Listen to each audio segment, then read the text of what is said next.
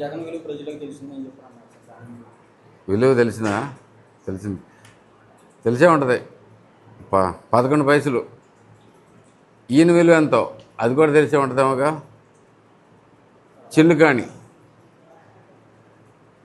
ఇవన్నీ పల్లాక ఏదో రకంగా మాట్లాడుతుంటారు. కానీ ప్రజలకు విలువ తెలిసింది అనేది ఈయనకి ఎడ తెలిసింది అనేది నాకు అర్థం కాలేదు. ఫస్ట్ థింగ్ ఒకే ఒక ప్రశ్న డైరెక్ట్గా, ప్రజలకి ఈయన విలువ తెలిసిందని చెప్పేసి ఎలా తెలిసింది ఈయనకి?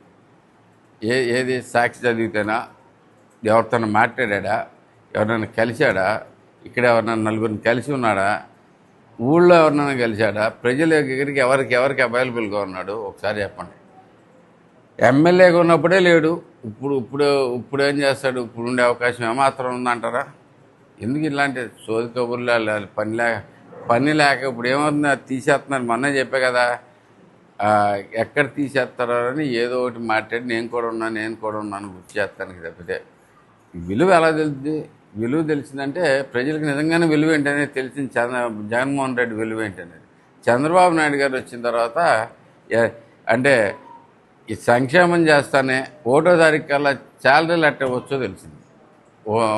ఈ సంక్షేమం చేయటం అంటే ఏదో బిచ్చమేస్తున్నట్టు కాదు. 1వ తారీఖు మనం గౌరవంగా మనకిస్తున్న పెన్షన్లు ఎంత గౌరవంగా ఇస్తున్నారో తెలిసింది. వాల్యూ అనేది నిజంగానే ఈసారి ఎలక్షన్ ముందు కంటే కూడా నాయుడు గారి మీద గౌరవం ప్రతి ఒక్కరికి పెరిగింది. ఆయనకు ఉన్న కొద్దిపాటి వాల్యూ కూడా పోగొట్టుకుంటూ పోతా ఉన్నాడు ఆయన బేసికలీ. ఎందుకంటే ప్రజా సమస్యల మీద డైరెక్ట్గా ఏ సమస్య మీద ఫైటింగ్ లేదు, ఏ రకంగానూ ఎవరితోనూ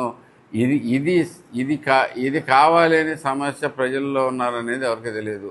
ఎవరన్నా జైలుకి వెళ్ళిన పలకరిస్తానికి ఇతనాటికి తప్పితే బయటకు వచ్చేది లేదు. సో ఇంకా ఆయన విలువ నిజంగానే తెలిసింది ప్రజలకి. ఈయనకి ఇంకా 11 కాదు, ఇంకొంచెం తగ్గే అవకాశం ఉంది సార్. తప్ప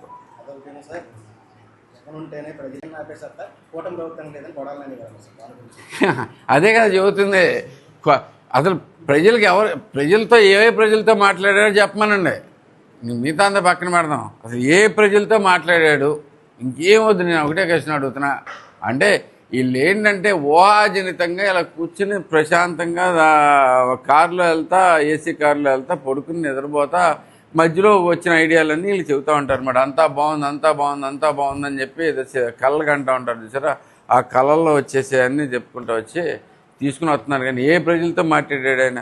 ఎవరితో కలిశాడు? ఏ తుఫాను వచ్చినప్పుడు ఉన్నాడు?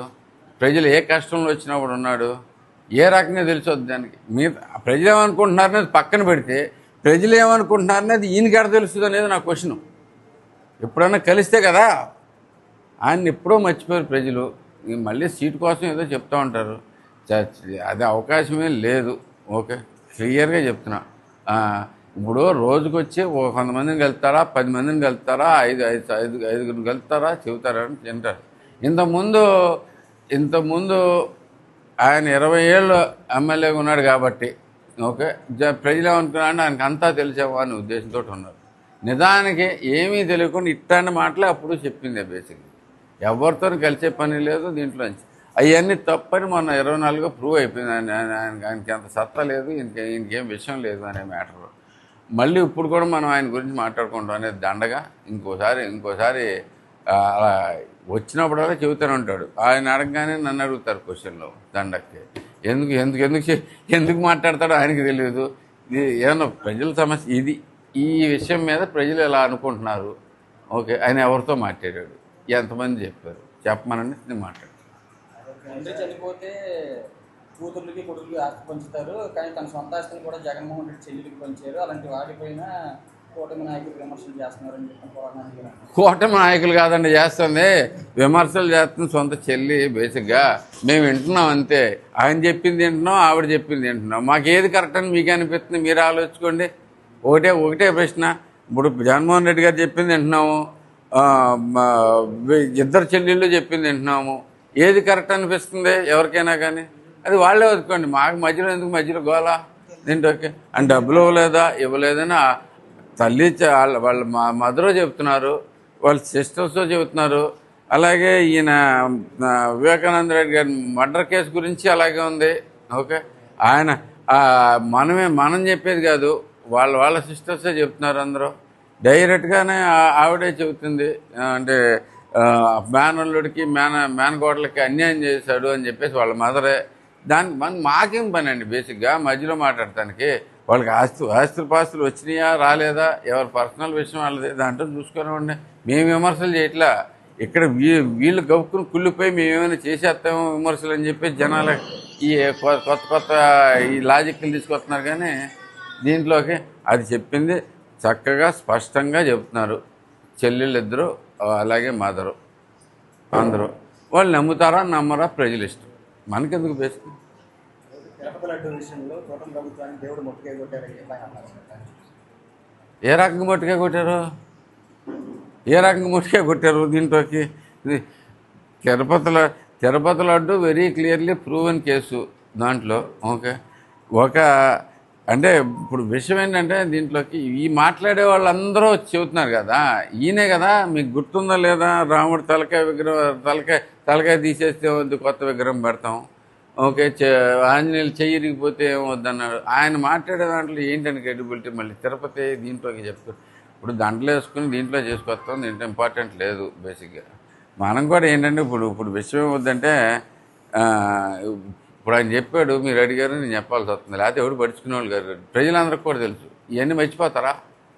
ఎవరు మర్చిపోయింటారు? అంటే సాక్షాత్తు దేవుడు తల తెగితేనే ఏమీ లేదనేవాడు బేసికల్ నేను భక్తుణ్ణి అంటే నేనేం చెబుతారు బేసిక్గా. అది దాంట్లో మనకి అది మీరు నమ్మినా నమ్మకపోయినా ఏదైనా కానీ ప్రతి దేవుడికి ప్రతి మతానికి వాళ్ళకి ఇవ్వాల్సిన రెస్పెక్ట్ ఇచ్చుకుంటే దాంట్లో చూసుకుని చేస్తే బాగుంటుంది అనేది నా అభిప్రాయం బేసిక్గా. ఇది సిబిఐ ఆల్రెడీ దీంట్లోనే వెరీ క్లియర్, ప్రతి రిపోర్ట్లోనూ ఉంది అడల్టెడ్ బేసికల్లీ నెయ్యి అని. ఇంకా దాని గురించి మనం మాట్లాడుకుంటాం. దాంట్లో టైం వేస్ట్ బేసిక్గా. మనకి అభివృద్ధి కార్యక్రమాలు చాలా ఉన్నాయి చేయాల్సింది. మా చంద్రబాబు నాయుడు గారు లేచిన కాడి నుంచి ఏం చేస్తున్నాం, మాకు ర్యాంకులు వేసి ఈ చేసి అవి చేసి సాగుపడేస్తున్నారు ఆయన బేసిక్గా.